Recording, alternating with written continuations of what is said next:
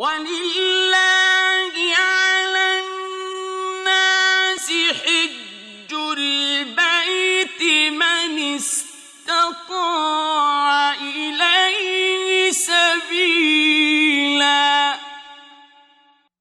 وَمَن كَفَرَ فَإِنَّ اللَّهَ غَنِيٌّ عَنِ الْعَالَمِينَ۔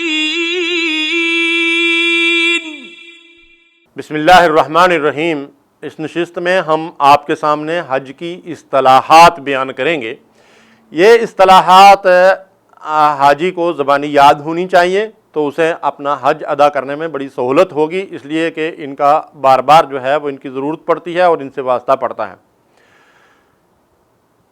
طواف، بیت اللہ کے گرد نیت کے ساتھ 7 چکر لگانے کے عمل کو طواف کہتے ہیں۔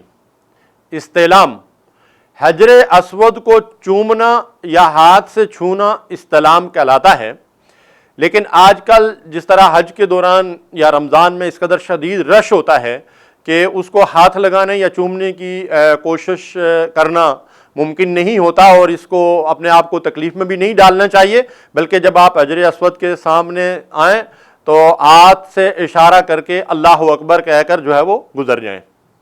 اجتباء، مردوں کے لیے جو پہلا طواف ہوتا ہے جس کے بعد سعی بھی کرنی ہوتی ہے، وہ احرام کی حالت میں ہوتے ہیں، تو احرام کو دائیں بغل سے نکال کر بائیں کندھے پر ڈال دینا کہ دایاں کندھا جو ہے وہ ننگا ہو جائے، اس عمل کو اجتباء کہتے ہیں۔ اور یہ صرف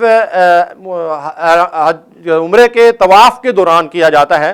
بعض لوگ پورے حج کے دوران جو ہے وہ دایاں کندھا ننگا رکھتے ہیں اور خواہ مخواہ اپنے آپ کو تکلیف دیتے ہیں، حتیٰ کہ گرمی کی وجہ سے ان کے جو ہے وہ کندھے سے چمڑی اتر جاتی ہے، تو یہ عمل جو ہے وہ خود اپنے آپ کو تکلیف میں ڈالنا ہے۔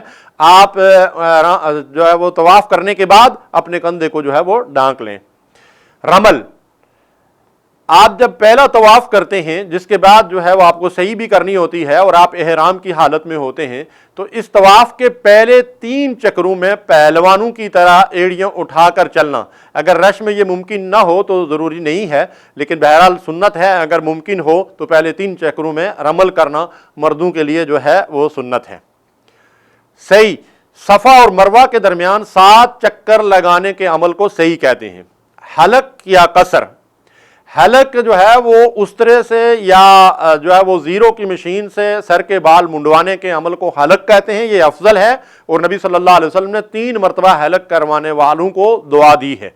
اور قصر کے معنی یہ ہے کہ پورے سر سے بال چھوٹے کروانا، خواہ آپ مشین سے کروائیں یا کینچی سے کروائیں، لیکن جو لوگ دائیں بائیں آگے پیچھے سے چند بال کاٹتے ہیں وہ احرام سے باہر نہیں آتے اور وہ احرام کی خلاف ورزیاں کرتے رہتے ہیں۔ اس لیے چاہیے کہ قصر جو ہے اس کے معنی کو سمجھیں کہ پورے سر سے اگر بال 1 انگلی کی پور کے برابر کاٹنے میں آ جائیں، لمبے بال ہوں، تو آپ پورے سر سے بال کٹوا لیں، ورنہ بال منڈوانا، حلق کروانا ہی افضل ہے۔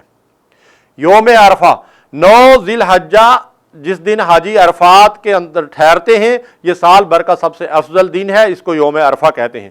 یوم النحر، قربانی کے دن کو یوم النحر کہتے ہیں، اس کو نبی صلی اللہ علیہ وسلم نے یوم الحج الاکبر قرار دیا ہے کہ یہ حج اکبر کا دن ہے، یوم النحر قربانی کا دن۔ رمی جمرات، جمرات کے 3 ستونوں پر کنکریاں پھینکنے کے عمل کو رمی کہتے ہیں۔ ایام تشریق، 11، 12 اور 13 ذی الحجہ، یہ 3 دن ایام تشریق کہلاتے ہیں۔ وما علینا الا البلاغ المبین۔